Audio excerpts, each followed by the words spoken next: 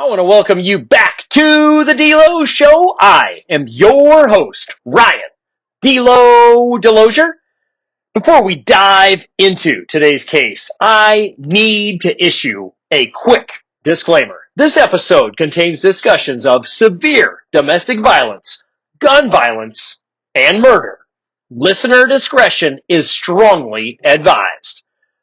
Now, let's get back into this episode. Once again, I am Ryan DeLozier, and I'm here hosting another episode of the DeLozier Show. And as you know, we cover all sorts of stuff, but typically we stick to, we cover everything, but we kind of stick to things that happen here in the Yakima Valley. We go beyond once in a while, like we're covering some things in Spokane. We covered some things going on along with the Idaho 4. But today's case it's from the Yakima Valley. So today we're looking at a tragedy that unfolded right here in the Yakima community. One that asks serious questions about how our local justice system handles repeat violent offenders. Yeah, you know, the ones who, they go in and then they come back out. Not a lot of times, most times our jail system does not rehabilitate. It's not. I think there's a few that it works for, but this particular case is definitely one where the individual who was a repeat violent offender was not rehabilitated while he was in prison. So this is the story of 37-year-old Heather England, whose life was taken in a crime that many believe was entirely preventable. So let's begin our timeline on September 3rd of 2024. So September 3rd of 2024, we're going to take a look and see what day of the week that was. We go back and look at it right here. Let's see. It was on a Tuesday. So September 3rd of 2024 happens to be a Tuesday. That's going to be, if you think about it, that is going to be the day after Labor Day. So if you're looking at things going along with that, kind of thinking of what time of year it is, September 3rd, 2024, Heather had been dating a 45-year-old Wapato man. So Wapato is, I mentioned this before in another episode where, it was the one, I'll take a look and see what the title of it is, but basically it's the story of, where a man's truck was stolen and he was killed, and then the truck was found burned up in Wapato. The title of this story was the truck in the Lower Valley. So, and at the time I did talk about there's a place in Wapato called Frank Chevrolet. It's not there anymore. It's something else now. But it was Frank Chevrolet, and their motto was Frank Chevrolet, 10 minutes from anywhere. Well, so Wapato is not too far from the Union Gap, Yakima area, Union Gap on the south end. So Wapato, you just continue on south from there. So anyways, Heather had been dating a 45-year-old Wapato man named Gianni Philip Alamo for about 4 months. That day, so September 3rd, 2024, Heather's sister called the Yakima police because Alamo was acting erratically and accusing Heather of cheating on him. So when Alamo refused to leave, Heather and her sister got into a car to drive to their mother's house to get away. But Alamo followed them in his own vehicle. He cut them off, and when Heather's sister tried to reverse to escape, Alamo backed up as well, intentionally hitting both a parked car and the vehicle that those two women were riding in.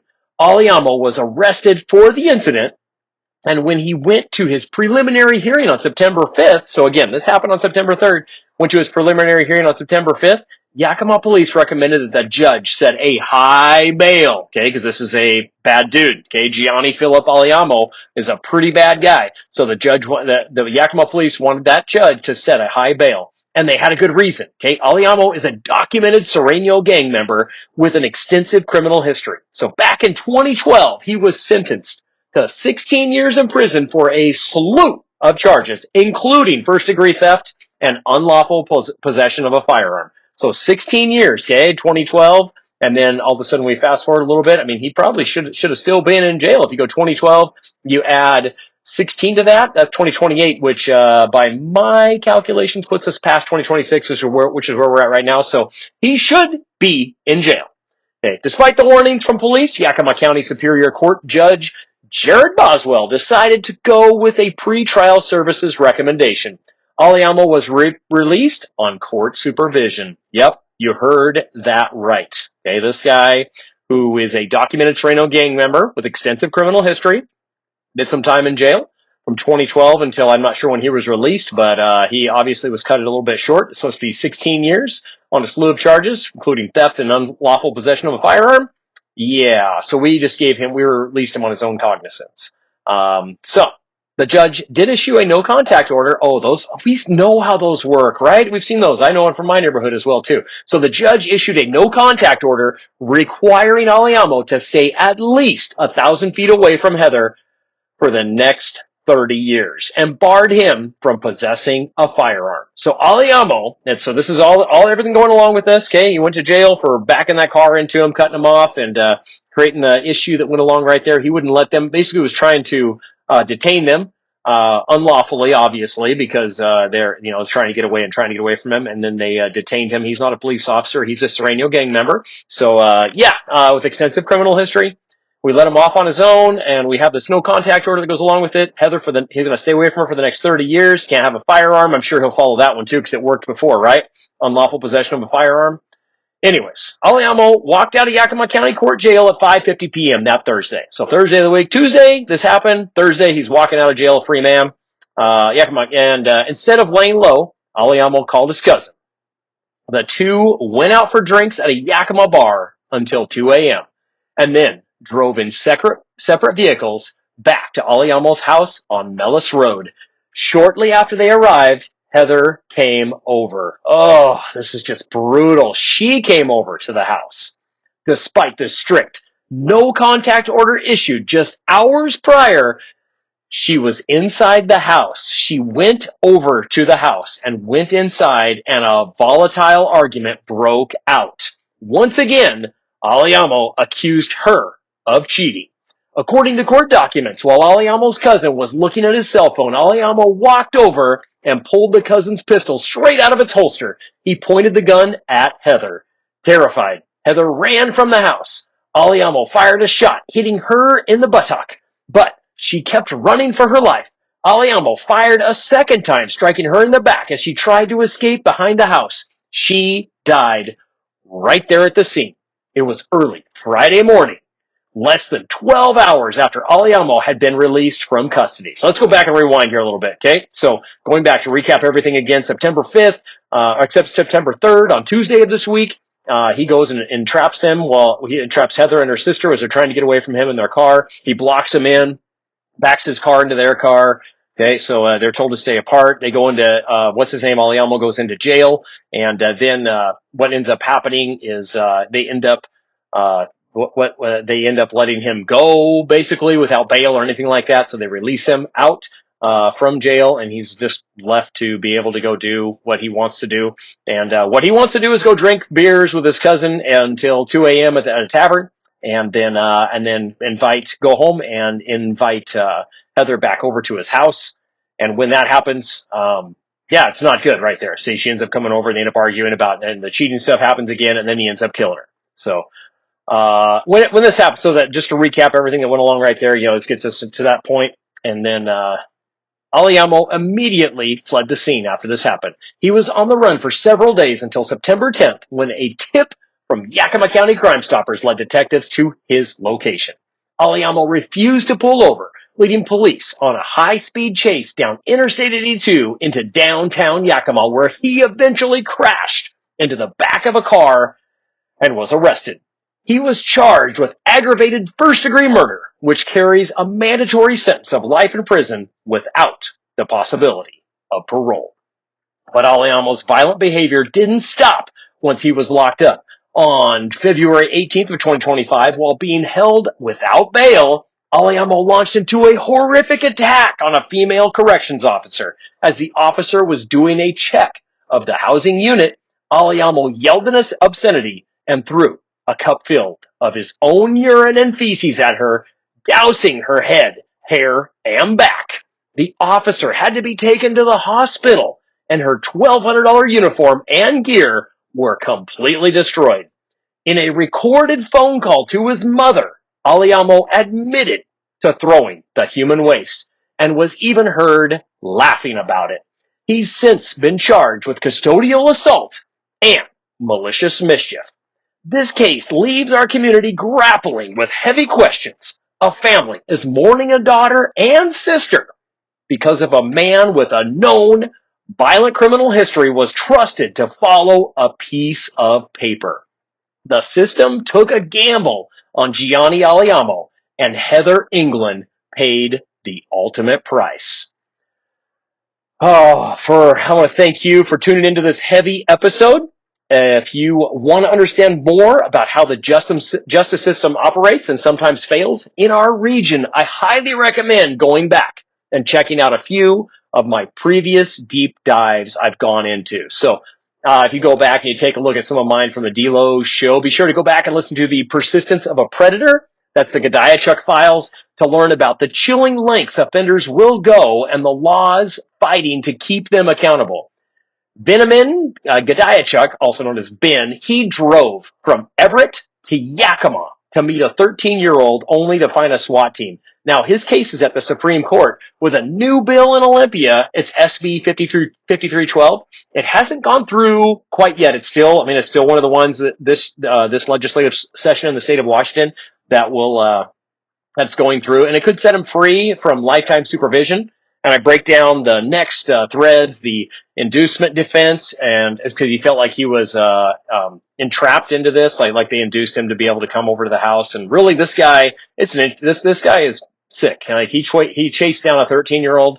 He came over Snoqualmie Pass. He went over Menashash Ridge. He went over a lower and upper Uptanum Ridge in November to go meet a 13-year-old girl. So this guy was persistent. I believe that this is the guy. This might be someone else. There was another story as well too. But anyways, there's a whole series I did on. It's similar to the Catch a Predator stuff right there, where it's the Operation Net Nanny stuff. So if you want to look at another one here as well, you'll also want to hear the betrayal of at the House of Souls, the Rosinda Strong story. It's an important look at the women who have vanished in the missing and murdered indigenous women's movement. So it's MMIW here in Washington State. It's when 31-year-old Rosinda Strong vanished from the Yakima Reservation in 2018. Her sister Sissy refused to accept that she was just partying. That was kind of the local narrative that went along with this. The authorities thought that she was just out partying and she'll show up eventually. And she didn't just show up. She was murdered. So for 275 days, Sissy led a tireless search that culminated in a grisly discovery in an abandoned freezer. In this deep dive episode, I explored the timeline of Rosinda's disappearance, the House of Souls, what that is, and where she took her last breath. And the federal investigation that unmasked a group of friends. This was basically a conspiracy that killed her. They covered it up. So the group of friends who chose to cover up the truth. And I also take a look at how Rosinda's case became a catalyst for the missing and murdered indigenous women's movement here in Washington State. And it still is going on right here. I think back, not too long ago, I think just last month in February, if you're listening to this in March right now, March 2026, recently, they go back to this all the time. And Sissy is doing a lot of things to try to make sure that this doesn't happen to anyone else, like it did to Rosinda. So, the MMIW movement here in Washington State, there's also a Murder in the Rain podcast, and there's a lot of MMIW stuff on. You can go find some other podcasts as well too, if that's interesting to you. And if you haven't yet, I have another episode. It's called A Girl Named Linda, where, what I did is, this was my original, podcast in 1975. This was before I was born, but, my family, my grandma had she's had 11 kids, and she took care of a lot of them. But she also she was a mother to other people as well. And Linda happened to be staying at her house. Linda just lived down the street, but there were a couple of my aunts that were the same age as Linda, and they all hung out together and stayed there. And Linda was murdered in that house in 1975 by her boyfriend. And so we pause to remember the humanity of victims so often lost in the headlines. And before she was a headline, Linda Madison was an 18-year-old senior at Davis High School right here in Yakima. She was thoughtful, quiet, and kind, and she had dreams and a secret she hadn't shared with many. So you can hear that episode as well. That's what got me started with podcasting. I really wanted to cover that episode. It's an interesting story. Got a lot of great stuff. I may come back to that one at some point again too. But in this episode of the DeLo Show, we pause to remember that the young woman, the center of the tragic story, Linda was more than a victim. She was a daughter, a friend, and a teenager trying to navigate the pressures of life, relationships, and an unexpected pregnancy in 1975. So as I walk you through Linda's final days, the night of her death, and how quickly the focus shifted away from her and toward the boy with the gun. This episode is about reclaiming her story. So, going through that again, all of these episodes can if you go back to that one, if you go back and or if you go back and listen to A Girl Named Linda, and then a lot of the subsequent stories after that, a lot of the subsequent episodes, I think it's 10 to 15 episodes that I did that pertain to that particular case. But they contains discussions of suicide, domestic violence, pregnancy, and gun violence. So if you or somebody you know is struggling, help is available for you. You can call or text 988 or contact the National Domestic Violence Hotline at 1-800-799-SAFE. That's 1-800-799-7233. You can also text START, that's START, or 88788. And find out more about that. So you can find all my podcasts. They are on Amazon Music, Apple Podcasts, Spotify, iHeart. Wherever you get your shows, it's probably there. So until next time, stay safe out there, and thank you for listening to The DeLo Show.